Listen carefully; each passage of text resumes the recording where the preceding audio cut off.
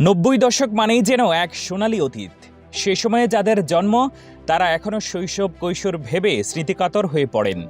খাবার হিসেবে Nabisco lozenges, glucose biscuit কিংবা খেলনা হিসেবে লাটিম, টিনের পিস্তলের প্রচলন ছিল অনেক বেশি।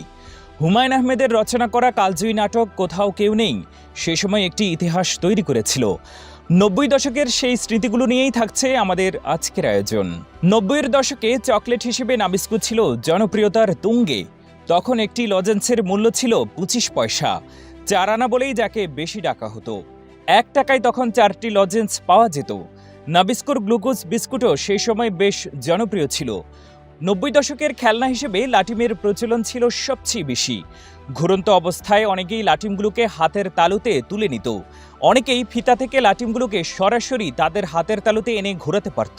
এরপর কোকাকোলার মোড়কে বাজারে আসে ইয়ো ইয়ো নামের একটি খেলনা। দেশ জুড়েই এটি ব্যাপক জনপ্রিয়তা লাভ করেছিল। সেই সময় খেলনা হিসেবে এক ধরনের টিনের পিস্তলের প্রচলন ছিল অনেক বেশি। এগুলোর এক প্রান্তে বারুদ ভর্তি এক ধরনের লাল কাগজ রাখা হতো। এর সাহায্যেই পিস্তলগুলো চালানো হতো। হাত ঘড়ি হিসেবে সে সময় ক্যাসিও ঘড়িকে অনেকেই ব্যবহার করত।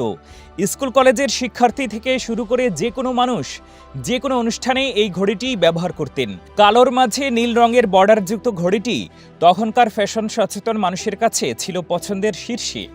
বর্তমান সময়ের মতো তখন সবার ঘরে বিদ্যুৎ ছিল না, তাই সন্ধ্যা হলেই সবার বাড়িতে তখন কুপি কিংবা হারিকেন জ্বলে উঠত।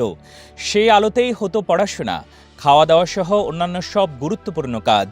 অনেক দূর থেকে পড়াশোনার আওয়াজ শোনা যেত। সেই আলোতেই খাওয়া দাওয়া সহ অন্যান্য সব গুরুত্বপূর্ণ কাজ হতো।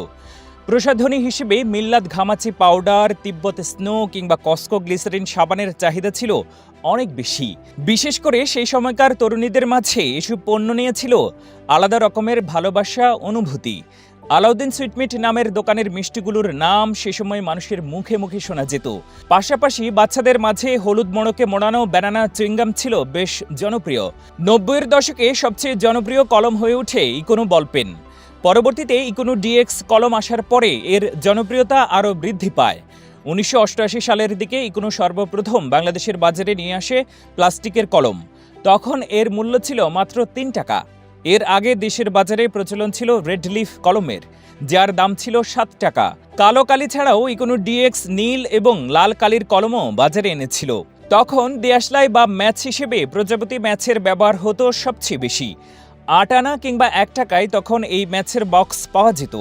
টিভি চ্যানেল হিসেবে বিটিভি ছিল একমাত্র বিনোদনের মাধ্যম। হুমায়ূন আহমেদের রচনা এবং বরকতুল্লাহর পরিচালনায় বিখ্যাত একটি পর্ব নাটক সে সময় ব্যাপক জনপ্রিয়তা অর্জন করেছিল। নাটকটির নাম ছিল কোথাও কেউ নেই। নাটকটিতে বাকের ভাই নামের একটি চরিত্র ছিল। আদালতে তার ফাঁসির রায় হয়। এরপর সারা দেশ জুড়েই বাকের ভাইয়ের ফাঁসির রায় বাতিলের দাবিতে বিভিন্ন মানববন্ধন, বিক্ষোভ মিছিল হয়েছিল। পরিস্থিতি এতটাই ভয়াবহ রূপ ধারণ করে যে বিক্ষোভকারীদের ঠেকাতে সে সময় পুলিশ বাহিনীকে মাঠে নামতে হয়েছিল। হুমায়ূন আহমেদ তার এক সাক্ষাৎকারে বলেছিলেন, নাটকটির নির্মাতা এবং আমি সে সময় বেশ আতঙ্কের মধ্যে ছিলাম। আমাদের নিজেদের বাসাতেও হামলা হওয়ার একটা সম্ভাবনা ছিল। আমরা তাই তখন বিটিভিতে গিয়ে আত্মগোপনে ছিলাম। কোথাও কেউ নেই নাটকটি ছাড়াও অয়ময়, বহুব্রীহি সহ আরও বেশ কিছু নাটক তখন দর্শকপ্রিয়তা পেয়েছিল। ছোটদের জন্য জনপ্রিয় কার্টুন ছিল মিনা। এছাড়াও সে সময় বাচ্চাদের ক্যাপ্টেন প্ল্যানেট কিংবা নিনজা টার্টলস কার্টুনের প্রতি আকর্ষণ ছিল বেশ। ম্যাকগাইভার এবং সিন্দাবাদ নাটকের পাশাপাশি বাংলায় ডাবিং করা নাটক আলিফ লায়লার কথা ভেবে এখনও অনেকেই স্মৃতিকাতর হয়ে থাকেন। ম্যাগাজিন, অনুষ্ঠান ইত্যাদি এ সময় ব্যাপক আলোড়ন সৃষ্টি করেছিল। সে সময় ঘরে ঘরে টেলিভিশন ছিল না। যাদের বাড়িতে ছিল তারা অনুষ্ঠান প্রচারের সময় তাদের টিভি ঘরের বাইরে নিয়ে আসতেন। একটি টেলিভিশনের সামনে শত শত মানুষ সে সময় অনুষ্ঠানগুলো উপভোগ করতেন। ছোটদের প্রতিভা অন্বেষণের জন্য জনপ্রিয় অনুষ্ঠান ছিল নতুন কুঁড়ি। এই অনুষ্ঠানে শিশু শিল্পীরা নাচ, গান, অভিনয়, কবিতা, আবৃত্তি সহ অন্যান্য প্রতিভা পরিবেশন করত।